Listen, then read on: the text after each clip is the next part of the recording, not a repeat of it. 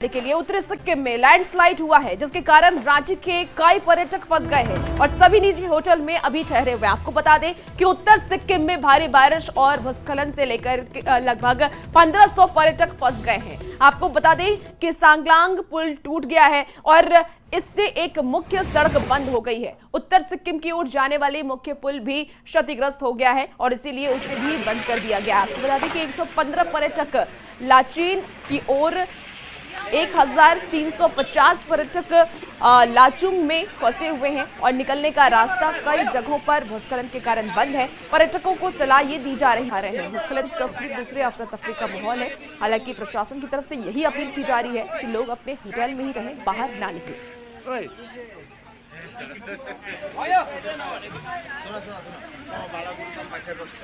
देखिए फंती ये नदी है और देखिए इस नदी का जो बहाव है कितना ज्यादा है। अरुणाचल प्रदेश से ये तस्वीर आई है, भूस्खलन हुआ है, उत्तरी सिक्किम में पर्यटक फंसे हुए हैं।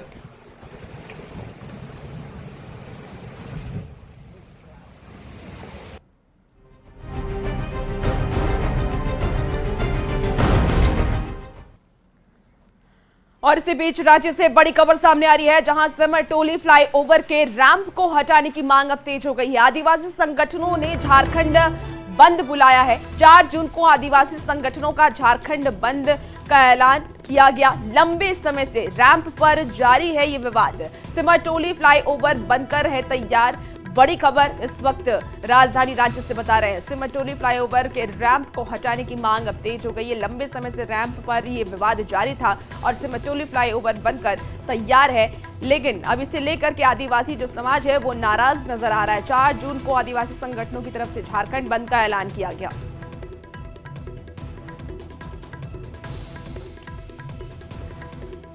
और आइए अब एक नजर डाल लेते हैं सिमरटोली फ्लाईओवर के रैंप को लेकर के क्या क्या विवाद हुआ है उस पर। आपको बता दें कि फ्लाईओवर के रैंप हटाने की मांग को लेकर के ये विवाद आदिवासी संगठन रैंप का कर रहा है और सिमरटोली में सरना स्थल के पास ये रैंप बना है। सरना समिति रैंप को हटाने की मांग कर रहा है। रैंप से सरना स्थल के अस्तित्व को खतरा बताया जा रहा है। आदिवासी संगठन लगातार सरकार पर दबाव बना रहे हैं। 21 मार्च को मशाल जुलूस निकाला गया था, विरोध में 22 उठाया गया।